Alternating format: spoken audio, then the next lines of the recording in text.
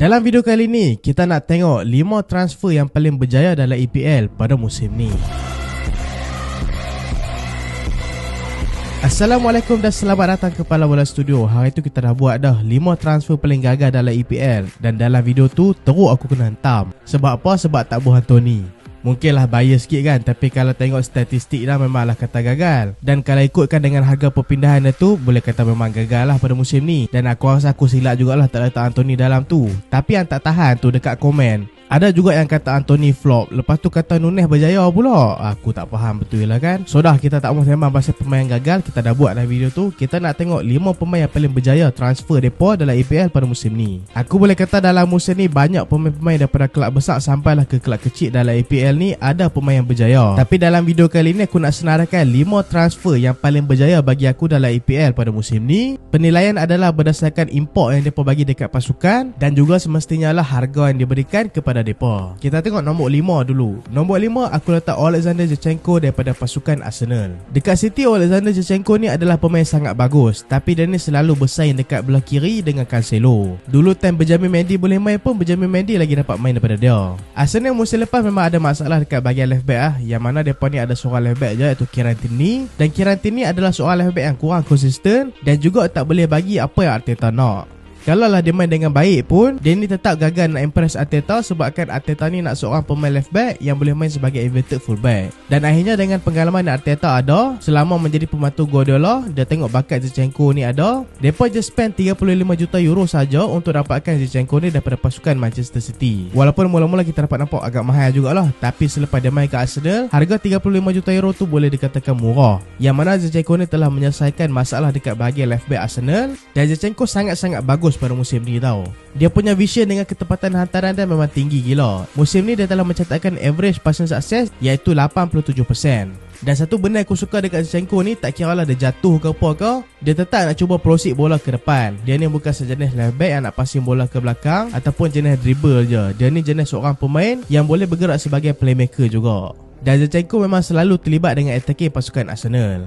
Musim ni dia telah mencatatkan total 33 penampilan bersama pasukan Arsenal dan telah berjaya menjadikan 1 gol dan juga buat 2 assist. Dan dengan adanya Zinchenko dalam tim Arsenal, depa ni hampir-hampir untuk menjorek Liga sebelum depa ni kena botol dengan pasukan City. So kita dah sudah nombor 5, kita tengok nombor 4. Nombor 4 adalah Casemiro daripada pasukan Manchester United. Manchester United memang terkenal dengan masalah pertahanan pada musim lepas tau. Musim lepas Manchester United mempunyai rekod yang sangat-sangat buruk. Musim sebelum tu gandingan Maguire dan juga Lindelof agak baik juga, tapi dengan datangnya Varane, kita semua ingat gandingan Manchester United punya centre back akan jadi lagi kukuh. Sebab apa? Sebab musim lepas Maguire memang tunjukkan prime dia, memang tunjukkan belang dia. Memang teruk gila performa dia musim lepas. Dan walaupun major masalah Manchester United musim lepas adalah dekat bahagian centre back, tapi sebenarnya satu masalah yang lama tak ada selesaikan oleh Manchester United, iaitu dekat bahagian defensive midfielder. Aku rasa lah Manchester United ada proper defensive midfielder mungkin Nemanja Matic. Kau puasa ada lagi aku terlepas. Waktu zaman Ole pada musim lepas, Ole tetap memainkan Fred dan juga McTominay dekat defensive midfielder. Yang mana kita tahu Fred bukanlah posisi asal dia dekat defensive midfielder dan McTominay bukanlah seorang pemain world class dekat bahagian defensive midfielder. Tapi musim ni selain tambah baik dekat bahagian defense, United telah spend 70.6 juta euro untuk dapatkan pemenang Champions League iaitu Casemiro. Mula-mula waktu rumor Manchester United nak dapatkan Casemiro ni, aku gelak je tau. Sebab hang fikirlah logik sikit, member baru menang Champions League, tiba-tiba takkanlah nak main dekat kelab yang main Europa League. Mestilah member tak mau pindah kan. Mestilah dia macam rumor je.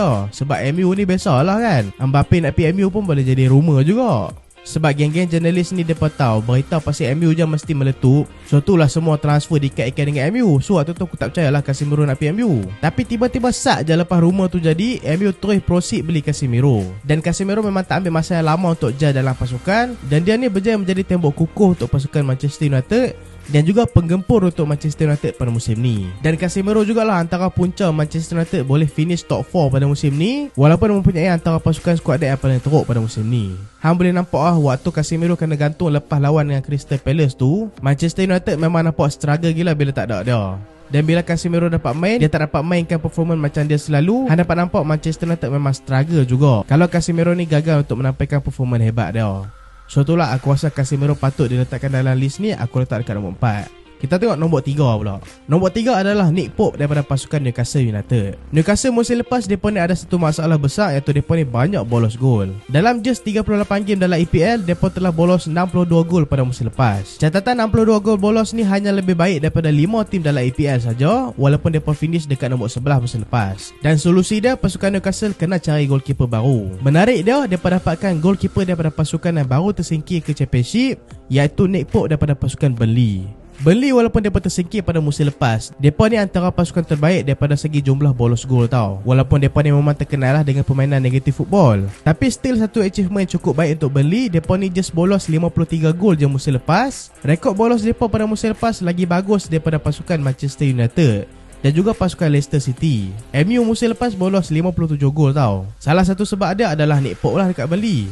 Dan akhirnya selepas mereka tersingkir, pasukan Newcastle United ambil peluang dapatkan Nick Pope dengan harga hanya 11.5 juta euro sahaja. Dan sejak tu Nick Pope menjadi tembok yang kukuh untuk pasukan Newcastle United. Pertahanan Newcastle United terlalu bagus, lagi-lagi sebelum Piala Dunia berjalan.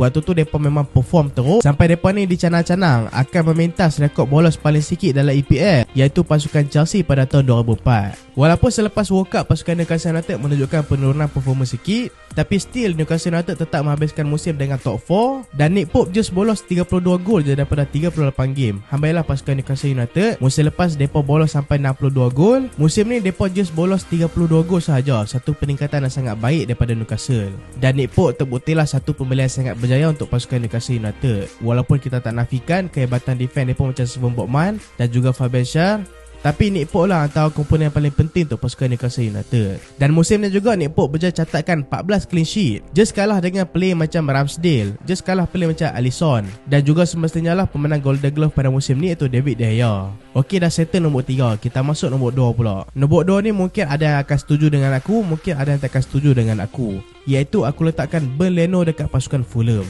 Musim lepas disebabkan performance sangat buruk dengan pasukan Arsenal pada awal musim. Ingat tak waktu mereka lawan dengan pasukan FC? Teruknya performa mereka pada awal musim sampai mereka bolos gol pun fan Arsenal pun tepuk tangan sekali. Waktu 3 game permulaan untuk pasukan Arsenal, semua Bernd Leno start. Dan 3-3 game tu semua mereka kalah. Game pertama mereka kalah dengan pendatang baru daripada Championship, iaitu pasukan Brentford. Lepas tu mereka kalah dengan pasukan Chelsea dekat Emirates. Lepas tu kalah 5-0 dengan pasukan Manchester City. Memang teruk waktu tu. Dan disebabkan waktu tu ramai mengkritik performa Leno, so Arteta start mainkan Aaron Ramsdale, iaitu goalkeeper baru mereka. Dan Ramsdale kalau nak compare dengan Leno, memang Ramsdale ni lagi modern lah daripada Leno. Ramsdale boleh main guna kaki dan boleh play as a team. Sedangkan Leno ni adalah jenis traditional goalkeeper, walaupun dia ni juga boleh memimpin daripada belakang. Selepas kehilangan tempat dekat pasukan Arsenal, just main 4 kali je dalam EPL pada musim lepas, Bernd Leno pun dijual kepada pasukan Fulham. Boleh kata dibuang lah sebab Arsenal tak rate dia pun. Pasukan Fulham yang baru main dekat EPL just beli dia dengan harga 3.6 juta euro sahaja. Fulham yang selalu menggunakan Gazzaniga sebagai goalkeeper mereka waktu dekat Championship, merasakan kualiti Gazzaniga ni tak cukup untuk hadapi kerahnya EPL. So mereka dapatkan goalkeeper yang berpengalaman dalam EPL, iaitu goalkeeper Arsenal, Bernd Leno. Dan Leno berjaya proof yang dia ni masih lagi sangat bagus untuk beraksi dalam tim EPL. Musim ni untuk comparison lah, dengan kualiti defender yang lagi rendah daripada pasukan Arsenal, Leno just bolos 10 gol lebih je daripada apa yang pasukan Arsenal bolos pada musim ni. Dan juga telah berjaya mencatatkan 8 clean sheet. Dan Leno juga adalah goalkeeper kedua terbaik daripada segi save percentage dalam EPL, iaitu 73.8%. Dan kalau hangpa nak tahu, Leno juga telah mencatatkan average 4 crucial save per game.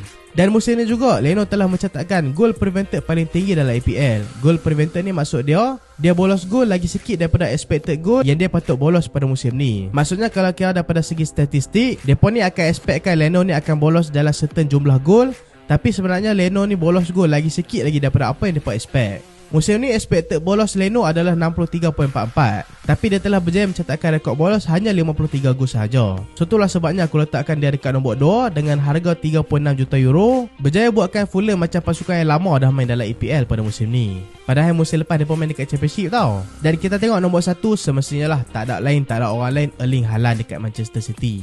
Musim lepas pasukan City memang berjudi gila lah main tanpa striker. Walaupun mereka ada Gabriel Jesus, tapi mereka selalu letakkan Jesus ni dekat bahagian wing. Depa boleh kata tak ada pion nombor 9 lah pada musim lepas. Walaupun musim lepas depa tetap berjaya jadi juara EPL, tapi ada juga certain game yang boleh kita kata depa ni memerlukan seorang nombor 9 untuk kill the game. Lagi-lagi kalau berhadapan dengan tim yang main low block. Dan dengan kedatangan Haaland kepada pasukan Manchester City, seolah-olah melengkapkan kepingan puzzle yang dicari-cari oleh Pep Guardiola selama ni. Dan tak ambil masa yang lama, ramai yang kata, alah Haaland ni dekat Bundesliga boleh lah. Dulu dekat Dortmund perform, lepas tu dekat Salzburg sebelum tu pun perform juga. Dekat kelab-kelab macam tu boleh lah jumpa opponent yang mudah. Dekat EPL mesti dia akan struggle. No, sekali debut 2 gol. Lawan West Ham dia berjaya skor 2 gol pada debut dia untuk pasukan Manchester City. Dan bukan setakat debut perlawanan dia je, debut musim pertama dia dalam EPL bukan boleh kata berjaya, sangat-sangat berjaya dekat EPL dengan berjaya memecahkan rekod dalam EPL. Dia bukan setakat berjaya memecahkan rekod Salah dalam 38 game iaitu 32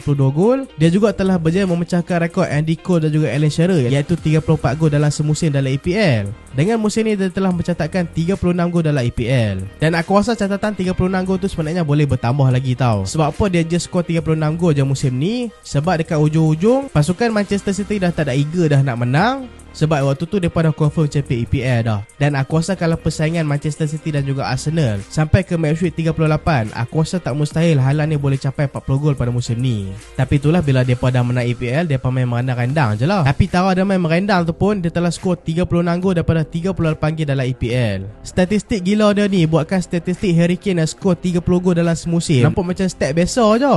Padahal member skor 30 gol EPL tau. Dan hampa nak tahu dia main MC dengan harga berapa? 60 juta euro sahaja. Memang murah mat. Aku rasa kalau MC beli atas 1 juta pun, dengan performa macam ni, aku tetap akan letak dia dekat nombor 1. Dan musim debut dah dekat EPL, menang treble pula, menang EPL, FA Cup dan juga UCL untuk pasukan Manchester City. Dan memang dia ni buktikan dan dia ni adalah kepingan puzzle yang dicari-cari oleh Pep Guardiola. Dan aku rasa kalau tak ada Haaland, mungkin susah pasukan Manchester City nak dapatkan treble musim ni. Juara EPL kemungkinan mereka boleh menang tanpa Haaland, tapi UCL kemungkinan mereka ni akan struggle tanpa Haaland. Dan mungkin antara kandidat utama untuk menang Ballon d'Or pada tahun ni. So itulah 5 pemain yang paling berjaya transfer mereka pada musim ni bagi aku. Dan kita nak mention juga pemain-pemain yang berjaya tapi tak ada dalam list ni. Contoh macam João Palhinha dekat pasukan Fulham, Sven Botman dekat pasukan Newcastle United, Julian Enciso dekat pasukan Brighton, Gabriel Jesus dekat pasukan Arsenal, Morgan Gittwatt daripada pasukan Nottingham Forest, Lisandro Martinez dekat pasukan Manchester United dan juga Pervis Estupinan daripada pasukan Brighton. Mereka ni adalah pembelian bagus tapi aku tak letakkan dalam list 5 transfer paling berjaya dalam EPL pada musim ni. So itulah video kali ni. Hampa rasa ada lagi ke player-player berjaya pada musim ni tapi aku tak letak dalam list? Hampa boleh komen kat bawah, ok? Dan terima kasih sebab tengok sampai habis. Jangan lupa like, jangan lupa share, jangan lupa subscribe. Dan jangan lupa kita sedang menuju ke 1,000 subscriber. Dan jangan lupa juga subscribe dekat Pala Bola News. Aku jumpa hampa next video. Assalamualaikum.